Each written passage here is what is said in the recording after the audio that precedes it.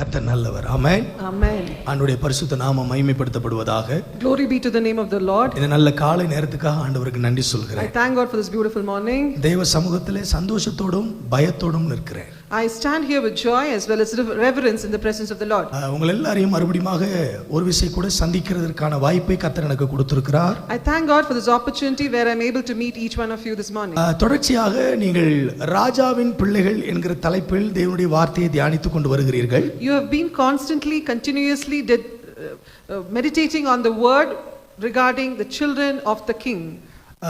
ராஜாவின் பிள்ளைகளுக்குரிய ஆசீர்வாதங்கள், ராஜாவின் பிள்ளைகளுக்குரிய அடையாளங்கள் என்கிற பல கோணங்களில் அருமையான போதகர் உங்களோடு கூட கர்த்தருடைய வார்த்தையை பேசிக் கொண்டிருக்கிறார்கள். Pastor has been sharing the Lord's word in various dimensions of the heritage or the blessings and the privileges which the child of the kingdom has. ஆகவே நானும் அந்த பாதையை மாற்றாமல் அதிலேயே பயணிக்க வேண்டும் என்று விரும்புகிறேன். I also want to continue in the same lines. இன்றைக்கு இந்த ஞாயிற்றுக்கிழமை இந்த ஊழியத்தை உங்களுக்கு மத்தியிலே செய்வதற்கு என்னை அழைத்த போது நான் ஆண்டவருடைய சமூகத்தில் ஜெபித்தேன். When I was invited to minister in your presence this morning, I prayed and spent time in God's presence. எனக்கு ஆண்டவர் ஒரு குறிப்பிட்ட காரியத்தை காண்பித்தார். The Lord showed me a particular thing. நான் அதிக நேரம் எடுத்துக்கொள்ள போவதில்லை. I'm not going to take much of your time. சுருக்கமாக தேவனுடைய வார்த்தையை சொல்ல போகிறேன். I'm going to share the word of God in a very short and sweet manner. ராஜாவின் பிள்ளைகள் ராஜாவை பிரதிபலிப்பார்கள் என்கிற தலைப்பை ஆண்டவர் எனக்கு கொடுத்தார். The Lord gave me the title or the topic for today's message, that the Lord's children will reflect the quality of the king. என் அன்புக்குரியவர்களே, நம்முடைய ஆண்டவர் ராஜாதி ராஜாவாய் இன்றைக்கும் ஆளுகை செய்து கொண்டிருக்கிறார். Beloved, our Lord is the King of Kings who still rules. அவர் மிக சீக்கிரமாய் மத்திய ஆகாயத்திலே மணவாளனாய் வெளிப்பட போகிறார். He is going to come in the mid air as a bridegroom. அவர் சீக்கிரமாய் வந்து உங்களையும் என்னையும் அவருடைய ராஜ்யத்திற்கு கொண்டு போக போகிறார். Very soon he is going to come and take you and me into his kingdom. ஏன் ஆண்டவர் நம்மை சீக்கிரமாய் அவருடைய ராஜ்யத்திற்கு கொண்டு போக விரும்புகிறார் என்றால், the reason he desires to take us into his kingdom very soon is, அவர் ராஜாவாய் ஆளுகை செய்கிறது போல அவரோடு சேர்ந்து நீங்களும் நானும் ராஜரீக ஆளுகைக்குரியவர்களாக மாற போகிறோம். You and I are going to rule just the way he is ruling. இந்த உலகத்திலே சுதந்தரிக்க முடியாத பல காரியங்களை ஆமென் அவர் ராஜாவாய் இருந்து ஆளுகை செய்கிறபடினாலே அவருடைய ஆளுகைக்கு உட்பட்டிருக்கிற அனைத்தையும் அவருடைய ராஜாங்கத்திற்குரியவர்களாய் இருக்கிற நீங்களும் நானும் சுதந்தரித்துக் கொள்ள போகிறோம். There might be few things which we have inherited and we are not able to have authority now, but once we belong to his kingdom and go into his kingdom, we will be able to get all the inheritance. நான் ரெண்டு காரியத்தை உங்களோடு கூட நான் பேச போகிறேன். Two things I'm going to talk to you this morning. ஒன்று, ராஜாவின் குமாரர்கள் ராஜாவை பிரதிபலிப்பார்கள். The heirs of the king will reflect his character. இரண்டாவது, ராஜாவின் பிள்ளைகள் ராஜாவை போல சுதந்தரிப்பார்கள். Secondly, the heirs of the king will also inherit. இந்த வருடத்திலே ஆண்டவர் உங்களை ராஜாவின் பிள்ளைகளாக தெரிந்தெடுத்திருக்கிறார் என்பதை உறுதிப்படுத்திக் கொண்டிருக்கிறார். This month the Lord has called you as his own children, and that he is re-emphasizing. நீங்கள் ராஜாவை பிரதிபலிக்க போகிறீர்கள். You are going to reflect the king. ஆண்டவர் எப்படி மரணத்தை ஜெயித்து மூன்றாம் நாள் உயிரோடு எழுந்து இந்த பூமி அனைத்தையும் அவர் தனக்கு சுதந்தரித்துக் கொண்டது போல ஆமென் உங்களுக்காக வைத்து வைக்கப்பட்டிருக்கிற அந்த ராஜரீக ஆசீர்வாதத்துக்குரிய அனைத்தையும் இந்த திருச்சபையானது சுதந்தரிக்க போகிறது. Just like how Jesus rose from the dead and inherited everything which belongs to him, this church will also inherit everything which the Lord has decided. நான் சொல்லுகிறேன், இந்த உலகத்திலேயே ஆகச் சிறந்த சுதந்திரவாளிகளாய் கர்த்தர் உங்களை மாற்ற போகிறார். I declare today that the Lord is going to give you that inheritance which nobody can snatch it from you. எதெல்லாம் உங்களுக்கு இன்றைக்கு கடினமானது என்று சொல்லுகிறீர்களோ அதையெல்லாம் சுதந்தரிக்க போகிறீர்கள். All that which you are telling today that is impossible and difficult, all that you are going to inherit. எதெல்லாம் உங்களுக்கு சாத்தியமற்றது என்று சொல்லுகிறீர்களோ அதையெல்லாம் சுதந்தரிக்க போகிறீர்கள். All that which you are saying cannot be done, you are going to inherit. எதெல்லாம் உங்கள் கண்களில் பார்த்து உங்களுக்கு கைகளுக்கு தூரமாக இருக்கிறதோ அதையெல்லாம் நீங்கள் சுதந்தரிக்க போகிறீர்கள். All that which you are able to see but still unable to reach out, you are going to inherit. எந்தெந்த காரியங்களை குறித்தெல்லாம் மற்றவர்கள் உங்கள் காதுகளில் இது உங்களுக்குரியது அல்ல, இதை நீங்கள் சுதந்தரிக்க முடியாது என்று முடிவுபடுத்தி வைத்திருக்கிறார்களோ அதையெல்லாம் நீங்கள் சுதந்தரிக்க போகிறீர்கள். All those things which people have told you and you have heard that you cannot inherit, those things will be yours. நான் இந்த காலை நேரத்தில் தீர்க்க தரிசனமாய் உங்களோடு பேச விரும்புகிறேன். I want to talk prophetically this morning to you.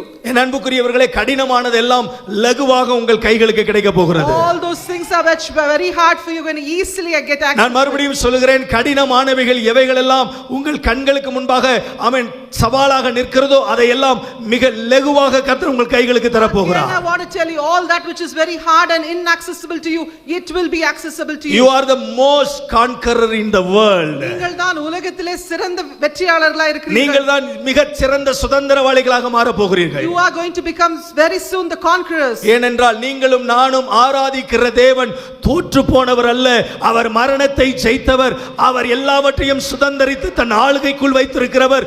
அவருடைய ஆளுகைக்குள் இருக்கிற அனைத்தும் உங்களுக்குரியதாய் உங்களுடையதாய் மாற போகிறது.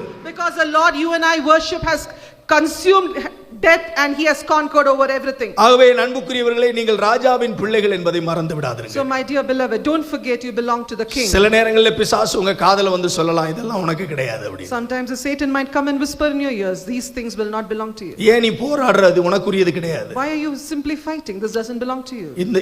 இந்த விஷயத்தை உன்னால தாண்ட முடியாது. This thing you cannot overcome. இந்த விஷயத்தை உன்னால ஜெயிக்க முடியாது. This thing you cannot overcome. You cannot have victory over it. இது உன்னுடைய தகுதிக்கு அப்பாற்பட்டது. This is beyond your status. இது உன்னுடைய தகுதிக்கு மேலானது. This is more than what you belong to. உன்னால முடியாததை குறித்து நீ ஆசைப்படாத. Why do you think about something or why do you like something which you cannot have access to? நீ ஒன்னு புரிஞ்சுக்கணும். Understand one thing. உங்களால முடியாதுன்னு ஒண்ணும் கிடையாது. There's nothing which you cannot do. உங்களுடைய சொந்த அறிவினால முடியாது. Probably with your own wisdom you cannot. உங்க சொந்த திறமையினால முடியாது. Probably with your own strength you cannot. உங்களுக்கு இருக்கிற பலத்தினால முடியாது. Probably with your own skill you cannot. உங்களுக்கு இருக்கக்கூடிய சத்துவத்தினால முடியாது. Probably with all your abilities you cannot. ஆனா இன்னைக்கு ஆண்டவர் உங்க ஆவிக்குரிய கண்களை திறந்து விட விரும்புறாரு. But the Lord is going to open your spiritual eyes today. உங்களுக்கு ஒரு பெரிய பேக்ரவுண்ட் இருக்கு. And you have a great background. உங்களுக்கு ஒரு பெரிய பேக்ரவுண்ட் இருக்கு. You have a background. உங்களுக்காக வேலை செய்யறதுக்கு ஒரு பெரிய அரசாங்கம் இருக்கிறது. There is a kingdom, there's a government ready to work for you. உங்களுக்காக வேலை செய்யறதுக்கு ஒரு பெரிய தேவனுடைய சேனை நிற்கிறது. There is a Lord's army which is ready to work for you. உங்களை ஆண்டவர் சுதந்திரவாளிகளாக மாற்றி வைத்திருக்கிறார். The Lord has made you his inheritance. உங்களுடைய ராஜாதி ராஜா வானத்தையும் பூமியையும் உண்டாக்கினவர். Your King of Kings is the one who created the heavens our and the earth. சர்வ வல்லமையுள்ள தேவன். He is almighty. அவருடைய பிள்ளைகள் நீங்கள். And you are his children. எதெல்லாம் அவருடையதோ, all that which belongs to him, எதெல்லாம் அவருடையதோ, all that which belongs to him, அதெல்லாம் உங்களுடையது. and all that is ours. பக்கத்துல கையை பிடிச்சு சொல்லுங்க. Look at your neighbor. எதெல்லாம் அவருடையதோ, all that which belongs to him, அதெல்லாம் உங்களுடையது. all that belongs to me as well. ஆண்டவருடைய நாமம் மகிமைப்படுத்தப்படுவதாக. Let glory be to God's name. 1 பேதுரு 2 அதிகாரம் 9 வசனத்தை வாசிக்க அன்பாய் 1 கேட்கிறேன். Peter chapter 2 verse 9. 1 பேதுரு 2 அதிகாரம் 9வது வசனம். 1 Peter chapter 2 verse 9. நீங்களோ உங்களை அந்தகாரத்தில் நின்று தம்முடைய ஆச்சரியமான ஒளியினிடத்திற்கு வரவழைத்தவருடைய புண்ணியங்களை அறிவிக்கும்படிக்கு தெரிந்து கொள்ளப்பட்ட சந்ததியாயும் ராஜரீக ஆசாரிய கூட்டமாயும் பரிசுத்த ஜாதியாயும் அவருக்கு சொந்தமான ஜனமாயும் இருக்கிறீர்கள். But ye are a chosen generation, a royal priesthood, and a holy nation, a peculiar people, that ye should show forth the praises of him who hath called you out of darkness into his marvelous light. அப்போஸ்தலனாகிய பேதுரு திருச்சபைக்கு சொல்லும்போது அவர்களை உற்சாகப்படுத்துவதற்கும் அவர்களை தட்டி கொடுப்பதற்கும் அவர்களை பலப்படுத்துவதற்கும் சொல்லப்பட்ட அற்புதமான வார்த்தையாக இந்த வார்த்தை எழுதப்பட்டிருக்கிறது. This verse has been recorded by Peter, who is an apostle who wants to encourage and uplift the people of God. நாம் அழைக்கப்பட்டவர்கள், we are a called people, நாம் தெரிந்து கொள்ளப்பட்டவர்கள், we are a chosen generation, மூன்றாவது நாம் நியமிக்கப்பட்டவர்கள், and we are predestined, நாம் அவருக்கு சொந்தமாக முழுவதும் மாற்றப்பட்டவர்கள். and we are totally transformed so that we belong to him. என் அன்புக்குரிய தேவனுடைய பிள்ளைகளே, my beloved children of நான் God, ராஜாவின் பிள்ளைகள் ராஜாவை பிரதிபலிப்பார்கள் என்று சொன்னேன். I told you that the children of the king will reflect the character of the king. நாம் ராஜாவின் பிள்ளைகளாக மாற்றப்படுவதற்கு பரலோகம் நமக்கு கொடுக்கப்படுகிற 3 விதமான தகுதிகள். There are 3 qualifications which the kingdom of God gives us so that we become like him. நாம் எப்படி ராஜாவின் பிள்ளைகளாக மாறுகிறோம் என்றால், how do we become the children of the king? முதலாவதாக நம்முடைய தகப்பன் ராஜா, அவருடைய பிள்ளையா இருக்கிற நாமும் அவருடைய பிள்ளையா இருக்கிறபடினாலே ராஜாக்கள். First thing, our father is the king, and just because he is a father and we are his children, we automatically become the heirs. எனக்கு எப்படி அந்த தகுதி வருகிறது என்று கேட்டால், how do I gain the status? நான் தகப்பனுக்கு பிள்ளையா இருக்கிறபடினால அந்த தகுதி எனக்கு வருகிறது. Just because I'm a child of the king, I receive that. கலாத்தியர் 3 அதிகாரம் 29வது வசனத்தில் நீங்கள் படிச்சு பார்ப்பீர்களானால், Galatians 3:29, நீங்கள் கிறிஸ்துவின் உடையவர்களானால் ஆபிரகாமின் சந்ததியாராயும் வாக்குத்தத்தத்தின்படியே சுதந்திரருமாயும் இருக்கிறீர்கள். And if ye be Christ, then ye are Abraham's seed and heirs according to the promise. என் அன்புக்குரியவர்களே, நாம் கிறிஸ்துவுக்குரியவர்களாய் இருக்கிறபடினாலே, Just because we are of Christ, கிறிஸ்துவின் உடையவர்களாய் இருக்கிறபடினாலே, just because we are of Christ, நாம் அந்த கிறிஸ்துவிற்குரியவைகள் அனைத்தையும் சொந்தமாக்கிக் கொள்ளுகிற வாய்ப்பை ஆண்டவர் நமக்கு தருகிறார். God gives us an opportunity to possess all that which belongs to Christ. நாம் தகப்பனுடைய பிள்ளைகள்.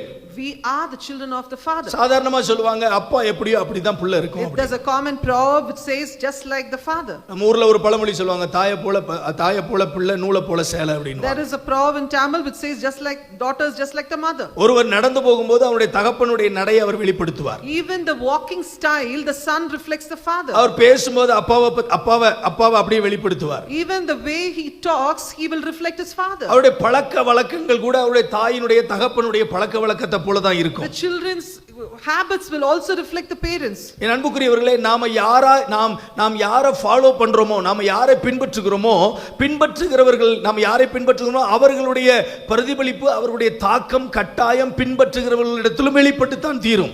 Definitely the characteristics of those whom we follow will be seen in our lifestyle. ஆகவே நாம் தகப்பனுடைய பிள்ளைகளாய் இருக்கிறபடினால அந்த தகப்பனுடைய சுபாவம், தகப்பனுடைய நடக்கை, தகப்பனுடைய பேச்சு, தகப்பனுடைய செயல்பாடுகள் அனைத்தும் நம்முடைய வாழ்க்கையில் பிரதிபலித்து தான் ஆக வேண்டும்.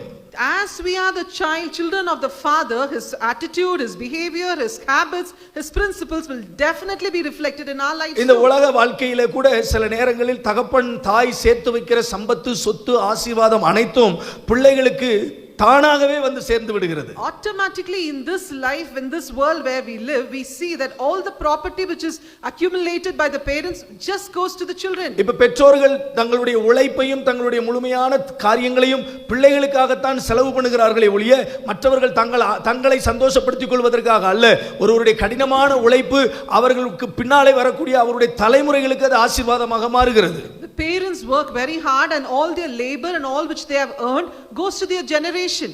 பிள்ளைகளா இல்லாத போது தகப்பனுடைய ஆசீர்வாதத்தை அவர்கள் உரிமையோடு போய் கேட்க முடியாது. If they are not the children, then they cannot go boldly and inherit or get the property. ஒரு பிள்ளை உண்மையாகவே தகப்பனுக்கு பிள்ளையா இருப்பானானால், அவருடைய ரத்தம் அவனுடைய வித்து அவனுக்குள் இருக்குமானால், அவனுக்கு அவனுடைய தகப்பனுடைய ஆசீர்வாதங்களை கேட்பதற்கு எல்லா உரிமையும் இருக்கிறது. If a child has got the seed and the blood running in him according to his father, then he has all the rights to inherit the father's property. இங்க வேதம் சொல்லுகிறது, நீங்கள் ராஜரீக ஆசாரிய கூட்டமாக தெரிந்து கொள்ளப்பட்டிருக்கிறீர்கள். Here the Bible teaches that we are chosen as royal priesthood. யோவான் சுவிசேஷ புத்தகத்திலே வாசிக்கிறோம், அவருடைய நாமத்தின் பேரில் விசுவாசம் உள்ளவர்கள் எத்தனை பேர் அவரை ஏற்றுக்கொண்டார்களோ அத்தனை பேரும் அவருடைய பிள்ளைகள் ஆகும்படி அவர்களுக்கு அதிகாரம் கொடுத்திருக்கிறார். In John 1:12 we read, but as many as received him, to them gave he power to become the sons of God, even to them that believe on his name. ஆகவே எனக்கு அன்பான தேவனுடைய பிள்ளைகளே, உங்களுக்குள்ளும் எனக்குள்ளும் செயல்பட்டு கொண்டிருக்கிற அந்த வித்துவானது ஆண்டவராகிய இயேசு கிறிஸ்துவின் மூலமாய் பிதாவாகிய தேவனிடத்திலிருந்து உங்களுக்கும் எனக்கும் வந்திருக்கிறது என்பதை நாம் மறந்து போக கூடாது. The seed that operates with me and with you, dear beloved, it is through Jesus Christ by the heavenly Father. முதலாவது, நான் ராஜாவின் பிள்ளை என்கிற தகுதி எனக்கு எங்கிருந்து வருகிறது என்றால், நான் தகப்பனுடைய பிள்ளை என்பதினால் எனக்கு அந்த தகுதி கிடைக்கிறது. The very fact that I belong to the Father makes me the child of the Father, and so I am the inheritance of the king. அந்த தலைமுறையிலிருந்து வருகிற, அந்த பாரம்பரியத்திலிருந்து வருகிற அந்த வித்து என்னை அந்த ராஜாவிற்குரிய பிள்ளையாக தகுதிப்படுத்துகிறது. The generation, the tradition, the seed which is operating in me makes me worthy to be called as his heir. இரண்டாவது, நான் ராஜாவின் பிள்ளை என்கிற தகுதி எனக்கு வருவதற்கு காரணம், second reason that I can be called as the heir to the king, நான் சொல்லுவேன், நான் தலைவன் இயேசுவால் தெரிந்து கொள்ளப்பட்டவன். I can boldly say that I am chosen by the leader Jesus. என் அன்புக்குரியவர்களே, ஆண்டவர் நம்மை தெரிந்தெடுத்திருக்கிறார். My dear beloved, the Lord has chosen us. Bible சொல்லுது, அழைக்கப்பட்டவர்கள் அநேகர், தெரிந்து கொள்ளப்பட்டவரோ சிலர். The Bible clearly teaches us many have been called but few are chosen. நான் சொல்றேன், இன்னைக்கு ஏராளமான மக்கள் அழைக்கப்பட்டிருந்தாலும் ஆண்டவர் உங்களை என்னையும் ஸ்பெசிஃபிக்கா தெரிந்தெடுத்திருக்கிறார். Let me tell you this morning, there are many who are called, but specifically God has called you and me this morning. இன்னைக்கு நம்ம ஒரு கடையில போய் ஒரு பொருளை வாங்க போனா கூட, we go to a shop to purchase an object, அங்கே வைக்கப்பட்டிருக்கிற எல்லா பொருளும் பொருளை நம்ம வாங்கிடுவோமான்னு கேட்டா இல்ல. We will not purchase everything that is in the shop. சில பொருட்களை மட்டும் தான் நம்ம தேர்வு செய்வோம். Certain objects we choose. சில பொருட்களை மட்டும் தான் நம்ம நமக்கு வீட்டுக்கு கொண்டு வருவோம். Certain objects we take home. சில பொருட்களை மட்டும் தான் நம்முடைய பைக்கு கொண்டு வருவோம். Certain objects we take to our bag. அப்ப இந்த சில பொருட்களை நாம் நம்முடைய வீட்டுக்கு எடுத்துக்கொண்டு வருகிறோம் என்றால் அதற்கு உள்ள ஏதோ ஒரு காரணம் இருக்கிறது. There is a reason for this object to be brought to my house. எந்த பொருளை நம்ம தேர்வு செய்வோம் அப்படின்னு கேட்டா, Which object will we choose? தரமானதை மட்டும் தான் நாம் தேர்வு Which செய்வோம். is of a good quality. தரமில்லாததை தேர்வு செய்ய மாட்டோம். A poor quality object we will not choose. எல்லாரையும் நம்ம வீட்டுக்குள்ள விடுறது இல்ல. We will not entertain everybody into our house. வீட்டுக்குள்ள ஒருவர் வருகிறார் என்றால், If a person is coming to our house, அவர்களுக்குள்ள இருக்கிற குவாலிட்டியின் அடிப்படையில தான் நம்ம வீட்டுக்குள்ள விடுவோம். based on their quality we allow them in. சிலரை நம்ம ஹால் வரைக்கும் வச்சு பேசுவோம். Certain people we restrain up to the hall.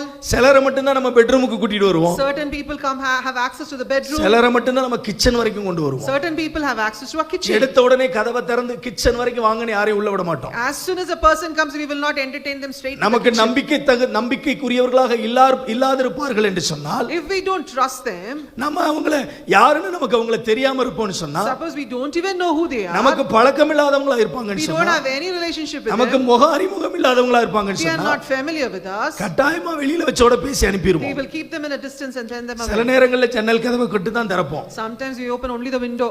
ஒரு சில நேரங்கள்ல வாசலை மட்டும் திறக்காம அந்த வீட்டுல இருக்கக்கூடிய அந்த சின்ன அந்த அந்த அந்த அந்த அந்த ஹோல்ஸ்ல அவங்க முகத்தை பார்த்து வெளியில இருந்தே சத்தத்தை மட்டுமே கொடுத்து பேசி அனுப்பிடுவோம். Sometimes we won't even open the door, we see through the peephole and then say through our words and send them நான் away. சொல்றேன், இத்தனை பெரிய திரள் கூட்டத்துக்கு நடுவுல Among this multitude of people, ஆண்டவர் உங்களை என்னை choose பண்ணியிருக்கிறார்னா, if God has chosen you, ஒரே ஒரு விஷயம் மட்டும்தான், there is only one reason. அவர் உங்களை என்னையும் தரமுள்ளவர்களாக He பார்த்திருக்கிறார். has seen you as you and me as a quality person. நான் சொல்லுவேன், இந்த தரத்தை எதை வச்சு நிர்ணயம் பண்றார் அப்படின்னா, How does God fix this quality? எனக்கு அன்பானவர்களே, நாம கொடுக்கிற காணிக்கை நம்முடைய தரத்தை நிர்ணயம் பண்ணி விடாது. The offerings which we give him does not decide our quality. நாம் செய்கிற ஊழியத்தை வைத்து நாம் தரமானவர்கள் நினைச்சிட முடியாது. The ministry which we do does not decide our சில quality. நேரங்களில் நம்ம நினைக்கிறோம், நம்ம பண்ற ஜெபம் நம்மள தரமுள்ளவர்களாக மாற்றிடுதுன்னு நினைக்கிறோம். Sometimes we think my prayer decides my quality. அதனால தான் பவுல் அப்போஸ்தலன் சொல்லும்போது சொல்றாரு, That is why Apostle Paul says, உலகத்திற்கு ஏற்ற ஒத்த வேஷம் தெரியாமல் do not be confined to the world. புத்தியுள்ள ஆராதனை செய்யும்படிக்கு கர்த்தர் நம்மை அழைத்திருக்கிறார். God has called us to make a proper worship. நான் சொல்றேன், நம்முடைய தரம் எதற்குள் இருக்கிறதுனா, Let me tell you what decides our quality. நம்முடைய உண்மையுள்ள வாழ்க்கைக்குள் இருக்கிறது. Our faithful life. நம்முடைய பரிசுத்தமுள்ள வாழ்க்கைக்குள் இருக்கிறது. Our holy life. நான் சொல்றேன், வெளியில இருக்கிறவங்க பார்க்கிற மாதிரி கர்த்தர் நம்மை பார்க்கிறவர் அல்ல. God does not see how a man sees. நம்முடைய ஆண்டவர் முகத்தை பார்க்கிறவர் அல்ல, உள்ளத்தை பார்க்கிறவர். God does not see our face but sees இன்னைக்கு our நிறைய heart. இடங்கள்ல முகத்தை பார்த்து தான் ஏமாந்துறோம். Many people judge based on their faces. சிலருடைய முகங்களை பார்க்கும்போது பரிசுத்தமா இருக்கிற மாதிரி தெரியுது. Some faces look very holy. சிலருடைய முகங்கள், சிலருடைய நடக்கை, சிலருடைய பேச்சை பார்க்கும்போது உண்மையாகவே இவர்கள் தெய்வீகமானவர்களை போல இருக்கிறார்கள். Some faces and their way they behave look so angelic.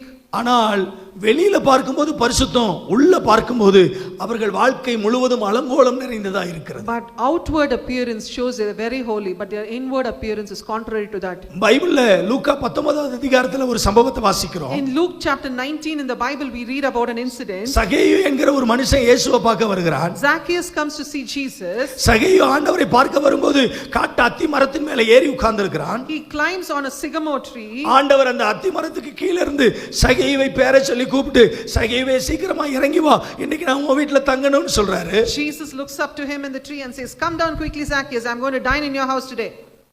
சகேயுவின் வீட்டிற்கு இயேசு வரும்போது எல்லாரும் சொல்றாங்க, பாவியான இந்த மனுஷனுடைய வீட்டுக்கு இயேசு போகிறாரேன்னு சொல்றாங்க. As Jesus goes to Zacchaeus' house, everybody is accusing him and saying, "How come this man goes to a sinful man's house?" சகேயுவை வெளியில உள்ளவர்கள் பார்க்கும்போது அவனை ஒரு பாவியாக பார்த்தார்கள். The outward appearance of Zacchaeus was that he was a sinner. ஆனால் ஆண்டவர் அவனுடைய உள்ளத்தை பார்த்தார். But Jesus saw his heart. அவனுக்குள்ள இருந்த மனம் திரும்புதலை பார்த்தார். Jesus saw the repentance in him. சகேயு வீட்டுக்குள்ள இயேசு வந்த உடனே சொல்றான், ஆண்டவரே, யாரிடத்திலே ஆகிலும் நான் அநியாயமாய் வாங்கி இருந்தால் அவரிடத்திலே நாளத்தனையாய் திருப்பி கொடுக்கிறேன் என்று சொல்கிறார். But as soon as Jesus came into Zacchaeus' house, Zacchaeus repents and says, "Lord, I will return all that which I have taken illegally." நீங்க ஒரு விஷயத்தை புரிஞ்சுக்கணும். Understand one thing today. இயேசு இயேசுநாதர் சகேயுவின் வீட்டுக்கு வந்த பிற்பாடு அந்த தீர்மானத்தை எடுக்கல.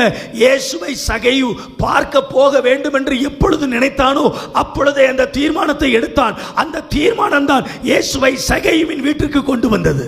This decision Zacchaeus did not take after Jesus came into his house, but he took this decision even before he could see Jesus, and that decision brought this repentance. என் அன்புக்குரியவர்களே, நம்முடைய தரமுள்ள வாழ்க்கை நாம் எடுக்கிற தீர்மானத்தில் இருக்கிறது. The quality of our life depends on the decisions which we make.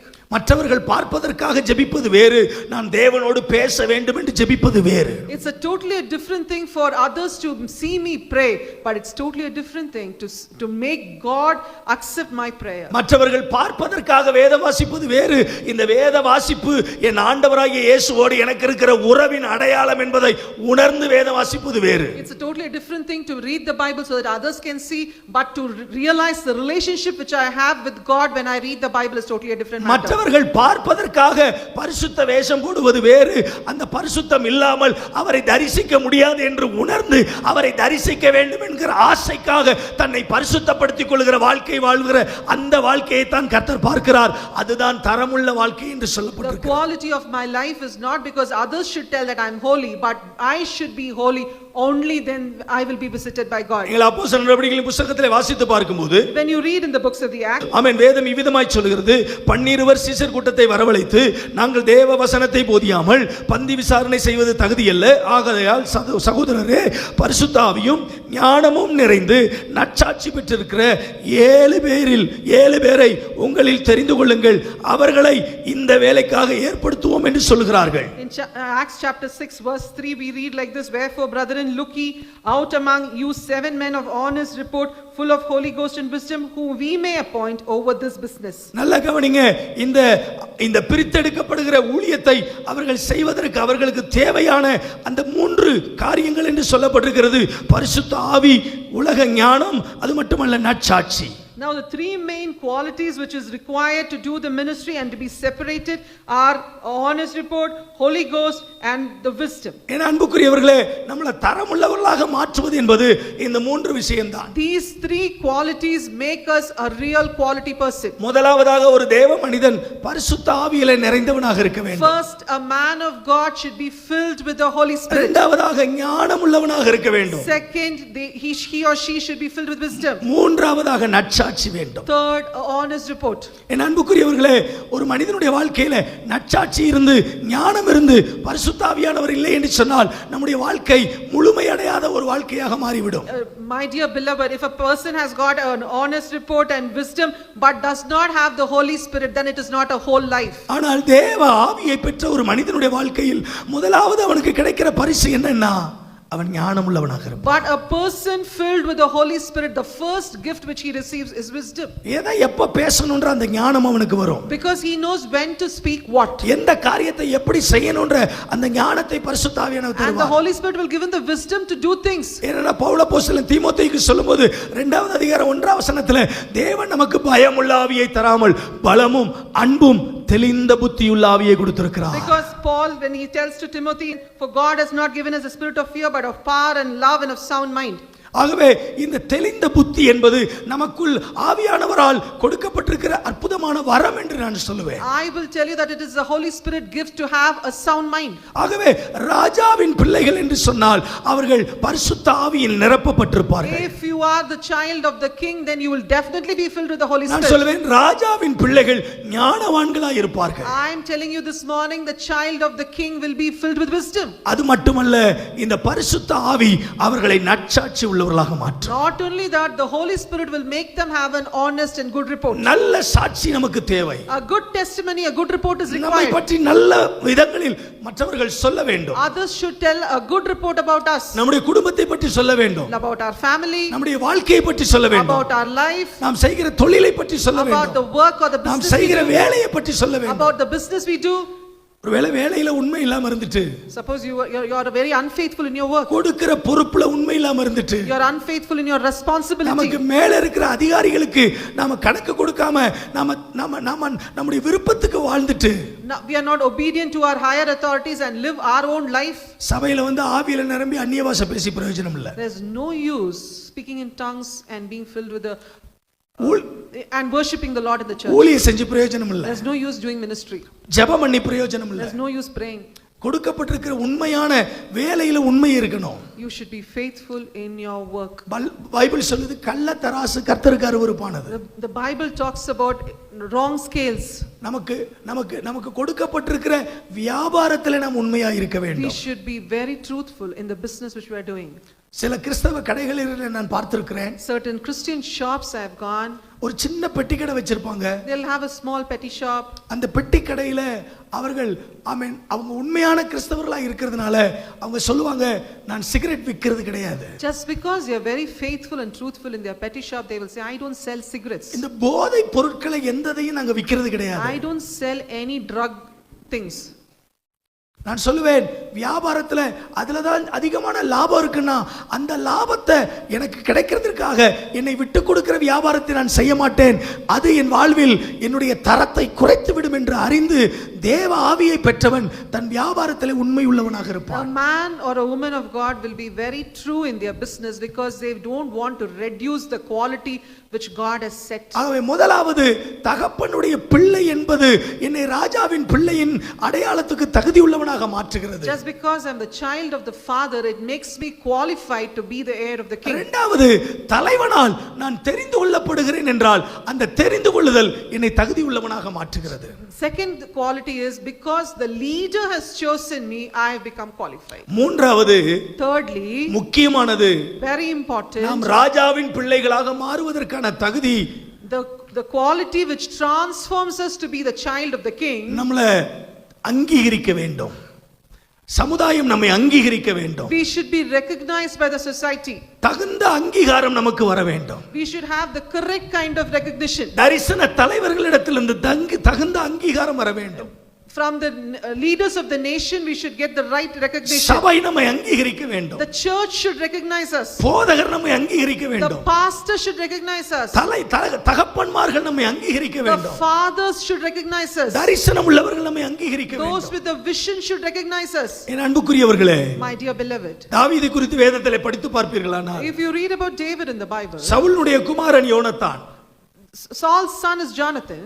யோனத்தான் தான் சவுலுடைய ராஜ்யபாரத்திலே ராஜாவாக வந்து அமர He வேண்டும். is the next in line to become the king. 1 Samuel 18ஆம் அதிகாரம் 5வது வசனம். 1 Samuel chapter 8. 4வது வசனத்தை வாசிச்சிருங்க. Read verses 4 and 5 please. யோனத்தான் போர்த்திக் கொண்டிருந்த சால்வையை கழற்றி அதையும் தன் வஸ்திரத்தையும் தன் பட்டயத்தையும் தன் வில்லையும் தன் கச்சையையும் கூட தாவீதுக்கு கொடுத்தான் என்று எழுதப்பட்டிருக்கிறது. And Jonathan stripped himself of the robe that was upon him and gave it to David, his garments, his sword, his bow and to his girdle. 5வது வசனம் சொல்கிறது, தாவீது சவுல் தன்னை அனுப்புகிற எவ்விடத்திற்கும் போய் புத்தியாய் காரியத்தை நடப்பித்ததினால் சவுல் அவனை யுத்த மனுஷர் மேல் அதிகாரியாக்கினான்.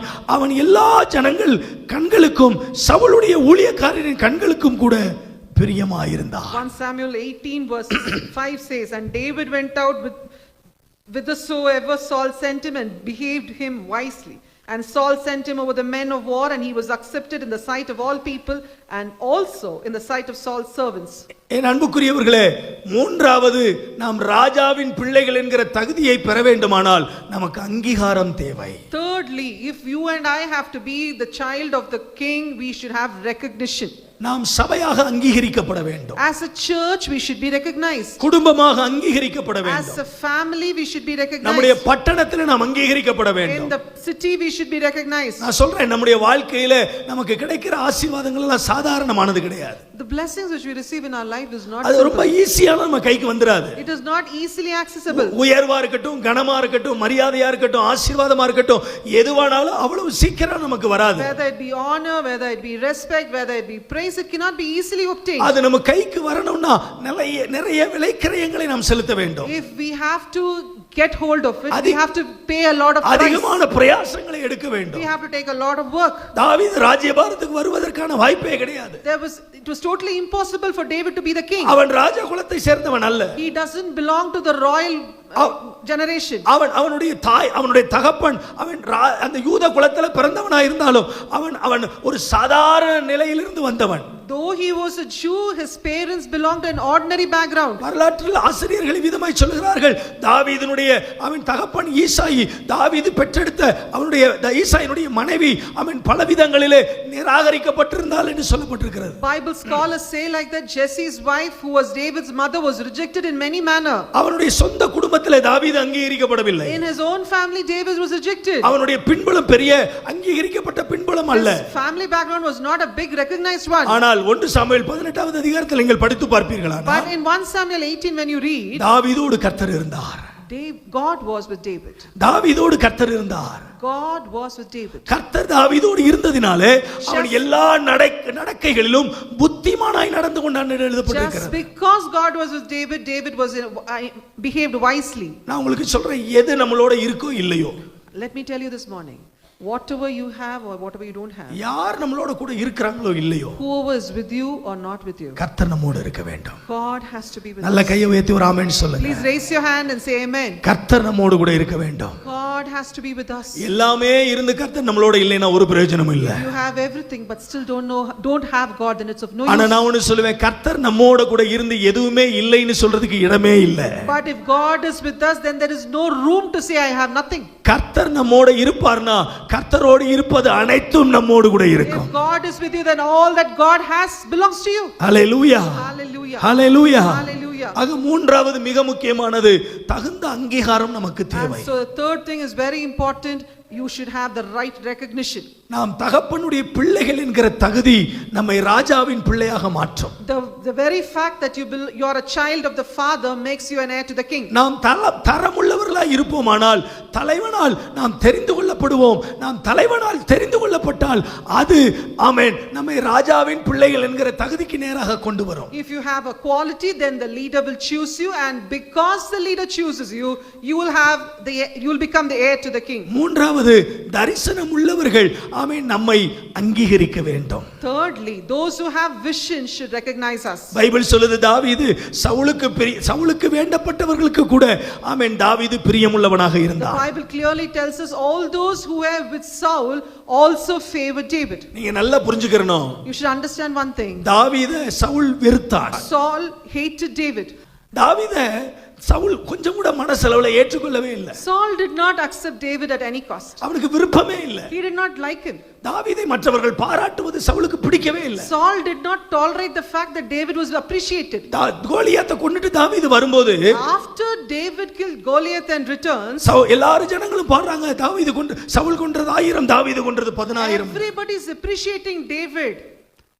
சவுலால அதை ஏற்றுக்கொள்ளவே முடியல. Saul cannot accept it. நீங்க பைபிளை நல்லா படிச்சு பாத்தீங்கன்னா, If you read the Bible clearly, அதே 1 சாமுவேல் 18வது அதிகாரத்துல there's 1 Samuel chapter 18. 5வது வசனம் சொல்லுது, The 5th verse says, சாவுலுக்கு வேண்டப்பட்டவர்கள் கூட all those who have with Saul also, தாவீதுக்கு பிரியமாக இருந்தார்கள் என்று they சொல்லப்பட்டிருக்கிறது. accepted and liked David.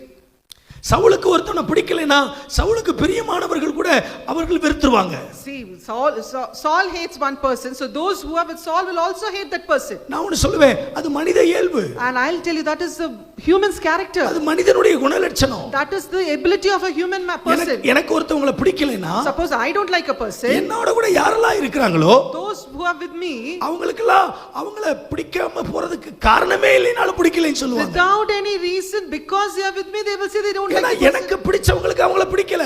Because I don't like a person, so they will also say the same. அதனால எனக்கு அவங்கள பிடிக்காது. And that is why I also don't like. ஆனா David வித்தியாசமானால. But David is a totally different. சவுலுக்கு தான் பிடிக்கலங்க. Saul only didn't like him. ஆனால் சவுலை பிடிச்ச பலருக்கு தாவீதை பிடிக்கும். But those who are with Saul like David. இன்னைக்கு ஆண்டவர் உங்களோட பேச விரும்புறாரு. The Lord is talking to you this morning. காரணமே இல்லாம உங்களை பகைக்கறாங்களா? Without any reason are people. காரணமே இல்லாம உங்களை நிராகரிக்கறாங்களா? You rejected because. காரணமே இல்லாம உங்களை ஓரங்கட்டறாங்களா? Because you set aside. நான் ஒன்னு சொல்றேன், கர்த்தருக்கு நீங்கள் பிரியமானவராய் இருந்தால், if you are pleased in God's sight, உங்களை இந்த உலகத்துக்கு பிரியமானவர்களாக கட்டாயம் கர்த்தர் மாற்றுவார். God will definitely turn you into a pleasing person for this world. நீங்கள் கர்த்தருக்கு பிரியமானவர்களாய் இருந்தால், if you are a pleasing person to the Lord, உங்களை பகைக்கிறவர்கள் என்று ஒருவர் இந்த பூமியில இருக்க முடியாது. there will be none who will hate you. விரோதிக்கிறவங்க கூட உங்களை நேசிப்பாங்க. Those who are against you will begin to like you. பிடிக்கலைன்னு உங்களை சொல்றதுக்கு ஒருத்தருமே இருக்க மாட்டாங்க. There will be no one to even dislike you. அதுதான் தேவனுடைய கிருபை. That is God's favor and grace. அதுதான் ராஜாவின் பிள்ளைக்கான அடையாளம். That is the sign of a God's child. அதுதான் ராஜாவின் பிள்ளைக்கான அடையாளம். That is the sign of the king's heir. ஆண்டவர் உங்களை அங்கீகரிச்சிருக்கிறார்ன்றதுக்கான அடையாளம். That is a sign that God has recognized you. சில நேரங்கள்ல நம்முடைய தோற்றத்தை வச்சு நம்மள ஓரங்கட்டுவாங்க. Certain times because of your appearance we are set aside. நமக்கு இருக்கிற வசதி வாய்ப்புகளை வச்சு ஓரங்கட்டுவாங்க. Because of the things which we are having, people might reject us. நம்முடைய அழகை வச்சு ஓரங்கட்டுவாங்க. Because of our beauty sometimes we are rejected. நான் சொல்றேன், உங்களுக்கு பணம் வேணாம், சொத்து வேணாம், சுகம் வேணாம், ஆஸ்தி வேணாம், அந்தஸ்து வேண்டாம். Let me tell you, you don't need any wealth or property or riches. கர்த்தர் உங்களோட இருப்பார்னா, if God is with you, உங்கள் சத்துருக்கள் கூட உங்களுக்கு சாதகமாய் மாறுவார்கள். all those who are against you, your enemies will become your friends. உங்கள் சத்துருக்கள் கூட உங்களுக்கு சாதகமானவர்களாய் மாறுவார்கள். Your enemies will come to your side. சில நேரங்கள்ல மற்றவர்களுக்கு நம்மள பிடிக்காம போகுதுன்றதுக்காக நம்ம சோர்ந்து போக வேண்டிய அவசியம் இல்லை. You should not lose hope or give up because others don't like you. நான் சொல்றேன், கர்த்தருக்கு உங்களை பிடிச்சிருந்துச்சுனா, let me tell you, if God is well pleased with you, சம்பந்தமே இல்லாதவங்களா உங்களை தேடி வந்து உங்களுக்கு உதவி செய்வாங்க. people who have no connection with you will come and meet you. சம்பந்தமே இல்லாதவங்களா உங்களை பாராட்டுவாங்க. Without any reason people will appreciate you. சம்பந்தமே இல்லாதவங்களா உங்களுக்காக ஆதரவா வந்து நிப்பாங்க. Without any reason people will come in favor of you. இன்னைக்கு ஆண்டவர் உங்களோடு பேசுவாராக. Let the Lord speak to you this morning. நீங்கள் ஆண்டவரால் அங்கீகரிக்கப்பட வேண்டும். You should be recognized by God. நீங்கள் ராஜாவின் பிள்ளைகளா மாறணும்னா, if you have to become the நீங்கள் ஆண்டவரால் தெரிந்து கொள்ளப்பட வேண்டும். you should be chosen by the Lord. நீங்கள் தரமுள்ளவர்களாக இருக்க வேண்டும். You should have a quality. அது மட்டுமல்ல, not only that, நீங்கள் தகப்பனுக்கு பிள்ளைகளாக மாற வேண்டும். you should become the child of the Father. உங்களுக்குள்ள அவருடைய வித்து இருக்க வேண்டும். You should have his seed within you. உங்களுக்குள்ள அவருடைய தாக்கம் இருக்க வேண்டும். You should have his impact on you. உங்களுக்குள்ள அவருடைய அழைப்பும் அவருடைய அன்பும் அவருடைய ஒப்புக்கொடுத்தலும் அவர் உங்களுக்கு தந்த ரட்சிப்பும் ஆமென் பாதித்திருக்க வேண்டும். There should be an impact in you about his sacrifice, about his love and about his all his lifestyle on you. அதுதான் உங்களை ராஜாவின் பிள்ளைகள் என்கிற தகுதிக்கு கொண்டு வரும். That only will make you quality or give you the status that you belong to the king. இப்போ நீங்க ராஜாவின் பிள்ளைகள் என்கிற ஆமென் அந்த தகுதியை பெற்றிருப்பீங்கன்னு சொன்னா, if you have the status that you belong to the king, நீங்கள் கட்டாயம் ராஜாவை பிரதிபலிப்பீர்கள். definitely you will reflect the king. நான் வேதாகமத்துல ஒரே ஒரு சம்பவத்தை மட்டும் சொல்லிட்டு நான் முடிக்க விரும்புறேன். I just want to highlight this with an incident and complete it. என்னாகமத்தின் புத்தகம் 14வது அதிகாரத்துல Numbers chapter 14, காலேப் என்கிற ஒரு மனிதனை குறித்து வாசிக்கிறோம். we can read about a person called Caleb. என்னாகமம் 14லயும் யோசுவா 14லயும் இந்த காலேபை குறித்து நம்ம வாசிக்கிறோம். In Joshua 14 and Numbers 14 you can read about Caleb. நீங்க வீட்ல போய் பொறுமையா அந்த வேத பகுதியை படிச்சு பாருங்க. Please go home and read it. ஒரே ஒரு விஷயத்தை மட்டும் சொல்லிட்டு நான் முடிக்க விரும்புறேன். I just want to tell one thing in closing. என் அன்புக்குரிய தேவ பிள்ளைகளே, My beloved in Christ, நாம் ராஜாவின் பிள்ளைகள் என்றால் if you are the child of the நாம் king, ராஜாவை பிரதிபலிக்க வேண்டும். we have to reflect the king. எந்தெந்த விஷயத்துல எல்லாம் ராஜாவை பிரதிபலிக்கணும்னா, What are the things we should reflect the king in? ராஜாவினுடைய அர்ப்பணிப்பு நம்முடைய வாழ்க்கையில் பிரதிபலிப்பாக வெளிப்பட வேண்டும். The commitment of the king should be reflected in our life. ராஜாவினுடைய அழைப்பு நம்முடைய அழைப்பாக பிரதிபலிக்கப்பட வேண்டும். The chosen or being called by the king should be reflected in our life. ராஜாவினுடைய அபிஷேகம் நம்முடைய அபிஷேகமாக பிரதிபலிக்கப்பட வேண்டும். The anointing of the king should be reflected in our life. நம்ம எல்லாருக்கும் காலேபை பற்றி தெரியும். We all know about Caleb காலேபோடு கூட யோசுவா and also Joshua. 40 நாட்கள் வேவு பார்க்க அனுப்பப்படுகிறார்கள். They go as spies for 40 days. 12 பேர் கோத்திரத்திற்கு ஒருவனாக அனுப்பப்படுகிறார்கள். 12 people each per tribe. 10 பேர் எதிர்மறையாக வந்து மோசேக்கு தகவல்களை தெரிவிக்கிறார்கள். 10 people come and give a wrong report to Moses. கவனிங்க, காலேபை குறித்து வேதத்தில் வாசிக்கிறோம். We read about Caleb in the Bible. ஆண்டவர் காலேபை பத்தி சொல்லும்போது மோசேட்ட சொல்றாரு, என்னுடைய தாசனாகிய காலேப் வேற ஆவியை உடையவனாய் இருக்கிறான், உத்தமமாய் என்னை பின்பற்றுகிறான், அதனால அவன் போய் வந்த தேசத்தை அவனுக்கும் அவன் சந்ததிக்கு சுதந்திரமாய் கொடுப்பேன்னு கர்த்தர் சொல்கிறார். God talks about Caleb to Moses. He's my faithful servant, and the land which he has gone and seen I'll give it to his generation. இந்த வசனத்தை கையில பிடித்துக்கொண்டு யோசுவாவினுடைய காலம் வரும்போது, தேசத்தை பங்கிடுகிற பருவம் வரும்போது, யோசுவாட்ட காலேப் சொல்றாரு, அன்னைக்கு கர்த்தர் மோசேயின் மூலமாக எனக்கு சொன்னதை நிறைவேற்ற வேண்டும் என்று நான் விரும்புகிறேன். கர்த்தர் எனக்கு சொன்னதை நான் சுதந்தரித்துக் கொள்வதற்கு எப்ரோனை எனக்கு தர வேண்டும். Now Caleb goes to Joshua after Moses' time and says, claiming this promise, I want this land as my inheritance, so please give me Hebron. என் அன்புக்குரியவர்களே, நீங்கள் ராஜாவின் பிள்ளைகள் என்றால், My dear beloved, if you are the child of the உங்களை king, ஆண்டவர் அப்படி தகுதிப்படுத்தி வச்சிருக்கிறார்னா, and if the Lord has given you a quality like that, நீங்க உங்களை மெருகேற்றிக் கொள்ள வேண்டும். you have to mold yourself. உங்கள் அழைப்பை மெருகேற்றணும். You have to mold your calling. உங்களுக்குள்ள இருக்கிற அர்ப்பணத்தை மெருகேற்றணும். You have to mold your commitment. உங்களுக்குள்ள இருக்கிற அந்த அபிஷேகத்தை நீங்கள் மெருகேற்ற You வேண்டும். have to mold your anointing.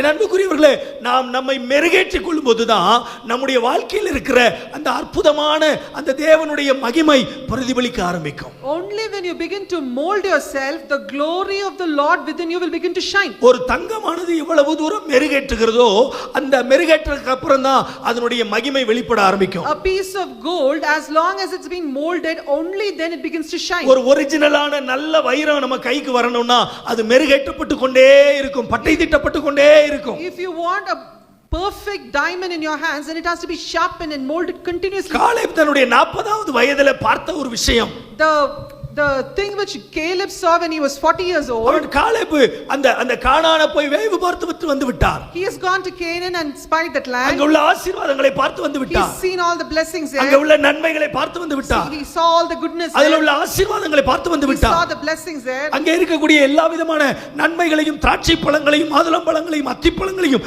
கையில எடுத்து வந்து அவர் சுவைத்ததை அனுபவித்து விட்டார். He has tasted the pomegranates and the figs and the grapes there. அவருடைய மனதில் ஒரு தீர்மானம் வந்து விட்டது. So he has made a decision in his mind. எத்தனை ஆண்டுகள் ஆனாலும் நான் அந்த கானானை சுதந்தரித்தே ஆக வேண்டும்.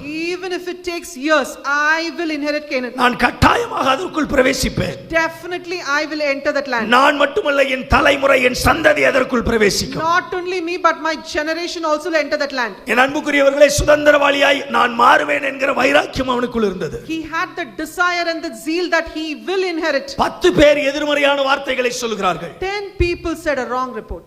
அந்த வார்த்தையை கேட்டபோது ஜனங்கள் சோர்ந்து போகிறார்கள். When they heard the word, the people became very disappointed. என்னாகும் 13வது அதிகாரத்துல படிச்சு பாத்தீங்கன்னா, In Numbers chapter 13 if you read, அங்கே அவர்கள் வந்து சொல்லும்போது, when they come and say, ஒவ்வொரு பார்டரையும் சொல்லி சொல்றாங்க, இங்கே கானான்ல இந்த ஜாதியார் குடி இருக்கிறார்கள், கடற்கரை ஓரத்துல இந்த ஜாதியார் குடி இருக்கிறார்கள், யோர்தானின் கரையில அந்த ஜாதியார் குடி இருக்கிறார்கள் சொல்வார்கள். They will specify the borders and say the kind of people occupying there. அப்படினா என்ன அர்த்தம்?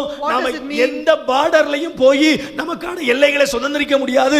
அங்கே எபூசியர்கள் இருக்கிறார்கள், அங்கே எமோரியர்கள் இருக்கிறார்கள், அங்கே கானானியர்கள் இருக்கிறார்கள், எல்லாரும் பலத்த ஜாதிகள், அங்கே உள்ள போகவே முடியாத அளவுக்கு எல்லா வாசல்களையும் அடைத்து வைத்திருக்கிறார் என்று சொல்கிறார்கள். It means that all the borders are closed with strong and mighty people and we can't even enter. இந்த வார்த்தையை கேட்கும்போது காலேப் சொல்றாரு, இல்ல நாம் மிக எளிதாக மிக லேசாக போய் அந்த தேசத்தை சுதந்திரித்துக் கொள்ளலாம். But when Caleb hears these words, he says, no, that's very easy, we can go and inherit the place. பார்டர்ல இருக்கிறவங்க எல்லாம் பிரச்சனையே கிடையாது. The people who live in the border are no material at all, no matter. வாசல் அடைச்சு வச்சிட்டு இருக்கிறவங்க எல்லாம் பிரச்சனையே கிடையாது. Those people who have closed the gate are nothing to be worried. ஐயா, என்னை ஆண்டவர் வாசலை பார்க்க அழைத்தவர் அல்ல, ஆமென், வாசலை தாண்டி தேசத்துக்குள் வைத்திருக்கிற நன்மையை பார்க்க அழைத்திருக்கிறார். The Lord has not called you and me to see the gate, but to go and inherit it because he's a great and mighty God. Hallelujah. Hallelujah. நிறைய பேர் வாசல்ல என்ட்ரன்ஸ்ல நின்னுட்டு, ஆமென், என்ட்ரன்ஸ்ல இருக்கிறத பார்த்துட்டே பின்வாங்கிரோம். Many people stand at the entrance and see and go back. No, இல்ல.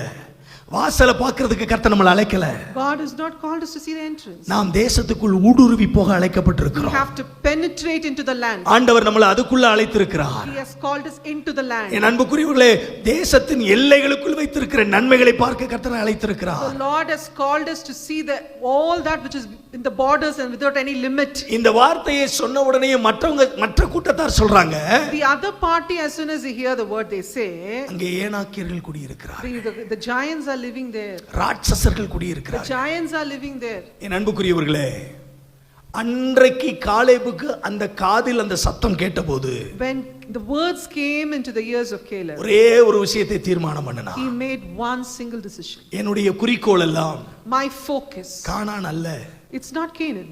இந்த கானானை சுதந்திரிக்க விடாதபடி என் ஜனத்தின் இருதயத்தை கரைந்து போக காரணமாயிருந்த இந்த ஏனாக்கியர்கள் தான் என்னுடைய குறிக்கோள். My target is not Canaan, but these giants who have made my people's heart melt. இன்றைக்கு உங்களுடைய குறிக்கோள் எப்படிப்பட்டதாக இருக்கணும்னா, What should your focus this morning be? தரிசனத்தின் மீதாக இருக்க வேண்டும். It should be on your vision. உங்களுடைய தரிசன பார்வை கூர்மையாக்கப்பட வேண்டும். Let your eyes be sharp so that you can see your vision. என் அன்புக்குரியவர்களே, நீங்கள் கர்த்தர் உங்கள் கண்களிலே காண்பித்ததை உங்கள் கைகளுக்கு கொடுக்க வேண்டும் என்றால், if you want to have what you have seen in your hand, உங்களுடைய எதிரி யார்ன்றதை நீங்க முதல்ல கண்கூட பார்க்கணும். you should understand and see who your enemy is. உங்க கண்ணை பார்த்ததை உங்க கையில கிடைக்க விடாத அளவுக்கு எது தடை பண்ணி கொண்டிருக்கிறதோ அதுதான் உங்களுடைய குறிக்கோளாக இருக்க வேண்டும். What is preventing you for not holding what you are seeing is your enemy. அதற்கு உங்கள் அர்ப்பணத்தை மெருகேற்ற வேண்டும். For that you have to mold your commitment. அதற்கு உங்கள் அழைப்பை மெருகேற்ற வேண்டும். For that you have to mold your calling. அதற்கு உங்கள் அபிஷேகத்தை மெருகேற்ற வேண்டும். For that you have to mold your anointing. குரலிலே சொல்லுங்க பாப்போம். Hallelujah. Hallelujah. Hallelujah. நீங்க நல்லா கவனிக்கணும். Please listen carefully. 45 ஆண்டுகள் கழித்து, after 45 years, யோசுவாட்ட காலேப் கேக்குறாரு, now Caleb asked Joshua, எனக்கு அந்த எப்ரோன் வேண்டும். give me Hebron. எனக்கு அந்த எப்ரோன் வேண்டும். Give me Hebron. ஏனென்றால் அங்கேதான் ராட்சசர்கள் குடியிருக்கிறார்கள். Because that is the place where giants அங்கேதான் ஏனாக்கியர்கள் குடியிருக்கிறார்கள். Because that's the place where they எனக்கு அந்த எப்ரோன் தான் வேண்டும். I want Hebron. எனக்கு வேற எந்த இடத்தை கொடுத்தாலும் வேண்டாம். I don't want any other place. நீ நல்லா கவனிக்கணும். Listen. 45 வருஷத்துல in 45 years முன்னால இருந்த ஏனாக்கியர்களுக்கு இருந்த பலம் இன்னும் கூடி இருக்கும். Now the power and the strength which those people had has increased. ராட்சசர்களுடைய எண்ணிக்கை கூடி இருக்கும். The number of the giants have increased. 40 வருஷத்துக்கு முன்னால பார்த்த அந்த ராட்சசர்கள் இப்பொழுது பிள்ளைகளை பெற்று இன்னும் பராக்கிரமசாலிகளாய் மாறி இருப்பார்கள். Now these giants have given forth children after children and they become more strong. அங்கே பலசாலிகள் பெருகி விட்டார்கள். Now there are more strong men. ஆனால் இங்கேயோ But here 45 வருடத்திற்கு பிற்பாடு, after 45 years, அவருடைய சரீரமானது பலவீனப்பட்டிருக்கும். his body must have become weak. வயது முதுமையின் காரணமாக சரீரம் பலவீனப்பட்டிருக்கும். Because he has advanced his age, his body might have become weak. Caleb சொல்றார், 40 வயசுல எனக்கு என்ன பலன் இருந்துச்சோ, But Caleb says the strength which I had when I was 40 years old, அதே பலன் இப்பவும் இருக்கு. the very same strength I have now. அதே பலன் இப்பவும் இருக்கு. The very same strength I have now. காலங்கள் கடந்து போயிருக்கலாம். More times would have வருடங்கள் உருண்டு போயிருக்கலாம். years would have rolled over. எனக்கான வாக்குத்தத்தங்களை கையில கிடைக்காம தாமதித்திருக்கலாம். The promise which was supposed to be ஆனால் ஒன்று சொல்லுவேன், என்னுடைய தரிசனம் மங்கி போகவில்லை. My vision has not gone. என் அபிஷேகம் மங்கி போகவில்லை. My anointing has not gone. என்னுடைய அழைப்பு மங்கி போகவில்லை. My calling has not gone. என்னுடைய அர்ப்பணம் மங்கி போகவில்லை. My commitment has இந்த not gone. 45 ஆண்டு காலமாய் even after 45 years, என்னை நான் பலப்படுத்திக் கொண்டிருக்கிறேன். I become more stronger. என்னை நான் மெருகேற்றிக் கொண்டிருக்கிறேன். I have molded myself. என்னை நான் புதுப்பித்துக் கொண்டிருக்கிறேன். I have renewed myself. இன்னும் எவ்வளவு பலசாலிகள் எனக்கு முன்னால வந்து நின்னாலும், even if stronger men come against me, வெகு லேசாய் அவர்களை ஜெயித்து விடுவேன். easily I'll overcome them. வெகு லேசாய் ஜெயித்து விடுவேன். Very easily I'll overcome them. நான் ப்ராஃபிட்டிக்கலா உங்களோட பேச விரும்புறேன். I want to talk to you prophetically. பரிசுத்த ஆவியானவர் உங்களுக்கு சொல்லணும்னு சொல்ல விரும்புறேன். The Holy Spirit wants me to say this to you. உங்களுக்கு இன்னைக்கு கண்ணுக்கு முன்னால கடினமாய் தோன்றுனது எதுவா இருந்தாலும் சரி, whatever is hard before your eyes this morning, அது ஏனாக்கியருடைய பிடியில இருந்தாலும் சரி, even if it is the hands of அது ராட்சசருடைய ஆளுகையில் இருந்தாலும் சரி, even if it is in the authority of the giants, ஆசீர்வாதங்கள் அவர்கள் அடிமைப்படுத்தி வைத்திருந்தாலும் சரி, even if they are ruling over the blessings, நீங்கள் அதை சுதந்தரிக்க போகிறீர்கள். you are going to inherit it. நீங்கள் அதை சுதந்தரிக்க You போகிறீர்கள். are going to inherit it. நீங்கள் அதை சுதந்தரிக்க You போகிறீர்கள். are going to inherit it. நீங்கள் அதை சுதந்தரிக்க You are போகிறீர்கள். going to inherit it. காலம் தாமதமாயிடுச்சு pastor. Time is more pastor, it's gone. 10 வருஷத்துக்கு முன்னாலே இருந்திருந்தா, Even if it was 10 years அந்த before, பொருளுடைய விலை ரொம்ப கம்மி. that the rate of the object was very less. 10 வருஷத்துக்கு முன்னால இருந்தா அந்த பொருளுடைய வேல்யூ ரொம்ப கம்மி. If it was 10 years before, it was value was less. ஆனா இப்ப 10 வருஷம் ஆயிடுச்சு pastor. But now 10 years have gone. 100% மாறிடுச்சு. Now it's gone 100% more. அது இப்ப ரொம்ப ஜாஸ்தியா It கூடிருச்சு. has become more. என்னால வாங்கவே முடியாது. I cannot purchase it. என்னால அதை வாங்கவே முடியாது. I cannot purchase it. சிலர் அப்படி சொல்லிட்டு இருக்கீங்க. Some of you are saying like நீங்க ஆவியானவர் சொல்றாரு, the Holy Spirit is talking to நீங்கள் you. காலேபா இருக்கிற பட்சத்தில், Just because or if உங்களுக்குள்ள இருக்கிற அபிஷேகம் காலேபின் அபிஷேகமா இருக்கிற பட்சத்தில், if you have the anointing of Caleb, உங்களுக்குள்ள இருக்கிற அர்ப்பணம் காலேபின் அர்ப்பணமா இருக்கிற பட்சத்தில், if you have the commitment of Caleb, உங்களுக்குள்ள இருக்கிற அபிஷேகம் காலேபின் அபிஷேகமா இருக்கிற if you பட்சத்தில், have the anointing of Caleb, நீங்கள் சுதந்தரிப்பீர்கள். you will inherit it. காலம் அதை தடுத்து விட முடியாது. The time and season cannot stop it. விலை அதை தடுத்து விட முடியாது. The rate cannot stop it. மனிதர்கள் அதை தடுத்து விட முடியாது. Human beings cannot stop it. பலம் அதை தடுத்து விட முடியாது. Money cannot stop it. நீங்கள் ஆராதிக்கிற தேவன் மகா பெரிய தேவனாய் The இருக்கிறார். Lord whom we worship is a great and mighty God. அவர் மகா பராக்கிரமசாலியாய் He is a இருக்கிறார். great and mighty God. அவராலே செய்ய முடியாத அதிசயமான காரியம் இந்த பூமியில் ஒன்றுமில்லை. There's nothing impossible for the God. நீங்கள் ராஜாவின் பிள்ளைகள். You are the child of the king. எத்தனை பேர் அதை நம்புறீங்க? How many of you believe it? நான் ராஜாவின் பிள்ளை. I am the child of the king. ஆண்டவர் என்னை ராஜாவின் பிள்ளையாய் தகுதிப்படுத்தி வைத்திருக்கிறார். The Lord has made me as the king of child of the king. தகுந்த அங்கீகாரத்தை கொடுத்து என்னை ராஜாவின் பிள்ளையாய் மாற்றி With the இருக்கிறார். right recognition he has given me that status. என்னை தரமுள்ளவனாக மாற்றி கர்த்தர் என்னை ராஜாவின் பிள்ளையாய் He has மாற்றி changed இருக்கிறார். my quality and made me the child of the king. அவருடைய வித்தை எனக்குள் வைத்து அவருடைய பிள்ளையாய் மாற்றி என்னை ராஜாவின் பிள்ளையாய் மாற்றி He இருக்கிறார். has kept his seed within me and made his child, and so I am the child of the king. ஆகவே நான் சுதந்தரிப்பேன். So I will inherit. ஆகவே நான் சுதந்தரிப்பேன். Therefore I will inherit. நான் சுதந்தரிப்பதற்கு எனக்கு என்ன தேவை? What do I need so that I can inherit? என்னுடைய அந்த ராஜாவின் அர்ப்பணத்தை எனக்குள் நான் பிரதிபலிக்க வேண்டும். I have to reflect the king's commitment. அந்த ராஜாவின் அபிஷேகத்தை எனக்குள் நான் பிரதிபலிக்க வேண்டும். I have to reflect that king's anointing. அந்த ராஜாவின் அழைப்பை நான் எனக்குள் பிரதிபலிக்க வேண்டும். I have to reflect the king's calling. நான் சொல்லுவேன், ராஜாவினுடைய சிந்தை நமக்குள்ள இருக்கணும். I'll always say that we should have the mind of the king. நான் அடிக்கடி சொல்லுவேன், I am not just ordinary person, I am an extraordinary person. நான் சாதாரணமான அல்ல, நான் அசாதாரணமான ஆள். நான் அசாதாரணமான காரியங்களை செய்ய அழைக்கப்பட்டிருக்கிறேன். I have been called to do extraordinary things. அந்தகாரத்திலிருந்து ஆச்சரியமான ஒளியின் இடத்திற்கு வரவழைத்தவருடைய புண்ணியங்களை அறிவிக்கும்படிக்கு நான் தெரிந்து கொள்ளப்பட்ட ராஜரீக ஆசாரிய கூட்டம். I have been chosen from the darkness to come in the light and proclaim his glory. I am the royal priesthood. Amen. நான் ஒரு ராஜரீக அபிஷேகம் பெற்றவன். சொல்ல மாட்டேங்கிறீங்களே? ஆமென். Amen. அந்த விசுவாசம் உங்களுக்கு இல்லையா? You don't have that faith? உங்களுக்கு அந்த விசுவாசம் இல்லையா? You don't have that faith or what? உங்க தோற்றத்தை வச்சு யார் வேணாலும் உங்களை குறைச்சு மதிப்பிடலாம். Probably because of your appearance people might judge you உங்களுக்கு less. உங்களுக்கு உங்க பேக்ரவுண்ட் தெரியல.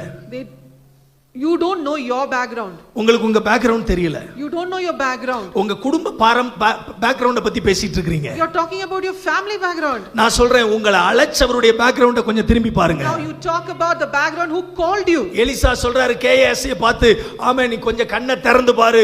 ஆமென், அவங்களோட கூட இருக்கிறத விட நம்மளோட கூட இருக்கிற தேவ சேனை ரொம்ப பெருசு. ஆமென், அவர்களுக்கு இருக்கிற படை பலத்தை விட நம்ம கூட இருக்கிற அந்த பரலோகத்தின் சேனை பெரியது. Elisha tells his servant Gehazi, don't look at them, look at the army which is around us. It's greater than who is there with them. உங்களுக்காக ஆண்டவர் அற்புதத்தை செய்யறதுக்கு ஒரு நொடி போதும். It just requires 1 second for God to do a miracle for you. நான் சொல்லுவேன், ஆமென், அந்த ஒரு நொடின்றதை விட ஒரு மைக்ரோ செகண்ட் போதும் கர்த்தருக்கு அற்புதம் செய்வதற்கு. God requires hardly a microsecond to perform a miracle for you. ஆகவே ஆண்டவர் உங்களுக்கு அற்புதம் செய்ய விரும்புகிறார். God wants to perform a miracle. நீங்கள் சுதந்தரிக்க போகிறீர்கள். You're going to inherit. உங்களுடைய அர்ப்பணத்தை புதுப்பியுங்கள். Now renew your commitment. உங்களுடைய அழைப்பை புதுப்பியுங்கள். Renew your calling. உங்கள் அபிஷேகத்தை புதுப்பியுங்கள். Renew your anointing. நீங்க உங்களை ராஜாவின் பிள்ளைகளாக மாற்றிக் கொள்வதற்கு தகுதிப்படுத்திக் கொள்ளுங்கள். Make yourself worthy to be called as a child of the king. கர்த்தர் உங்களை பயன்படுத்துவார். Then the Lord will use you. நீங்கள் ராஜாவின் பிள்ளைகள். You are the child of the king. நீங்கள் ராஜாவின் பிள்ளைகள். You are the child of the king. வாக்குத்தத்தம் பண்ணப்பட்ட அனைத்திற்கும் சுதந்திரவாளிகள். You can inherit everything that has been promised. வாக்குத்தத்தம் பண்ணப்பட்டவைகள் அனைத்திற்கும் நீங்கள் சுதந்திரவாளிகள். You are the inheritance of all that which has been promised. இங்க உட்கார்ந்து இருக்கிற ஒரு சிலர் கேக்குறீங்க, இன்னும் எவ்வளவு காலத்துக்குன்னு? Many of you might ask this question, how long? நான் சொல்றேன், இன்னும் எவ்வளவு காலத்துக்கு அல்ல, இப்பொழுதே நீங்கள் வாழுகிற காலம் சுதந்தரிக்கிற காலம். This is a time to inherit. இன்னும் எவ்வளவு காலம் அல்ல, நீங்கள் வாழுகிற காலம் சுதந்தரிக்கிற காலம். Not how long, but this is the time when you're going to inherit. உங்கள் கைகளிலே தேவன் கொடுத்து விட்டார். The Lord has given it into your hands. உங்கள் கைகளிலே கொடுத்து விட்டார். The Lord has given it into your hands. உங்களை பலப்படுத்திக் கொள்ளுங்கள். Now strengthen yourself. உங்களை பலப்படுத்திக் கொள்ளுங்கள். Strengthen yourself. உங்களை பலப்படுத்திக் கொள்ளுங்கள். Strengthen yourself. உங்கள் குறிக்கோள்கள் முழுவதும் ஆமென் எதிராளியாகிய பிசாசின் மேல் இருக்கட்டும். Let your target be focused on the enemy Satan. உங்கள் குறிக்கோள்கள் அனைத்தும் உங்களுக்காக தேவன் கொடுத்த தரிசனத்தின் மீது இருக்கட்டும். Let your target be, your focus be on the vision that God has given you. உங்கள் குறிக்கோள்கள் அனைத்தும் உங்களுக்கு தேவன் வைத்திருக்கிற உங்களை பற்றிய தேவ தரிசனத்தின் மீது இருக்கட்டும். Let your focus and let your target be on the vision ஆண்டவர் that God உங்களை has kept for you. காலேபின் சுதந்திரத்திற்குரியவர்களாய் மாற்றுவார். Let God make you the inheritance of Caleb. இடத்துல அப்படியே எழும்பி நிற்போம். Please stand as you have. தேவனுடைய சன்னிதானத்தில் நாம் ஜெபிக்கலாம். We are going to pray in God's presence. எல்லார் கண்களை மூடி. Let's close our eyes.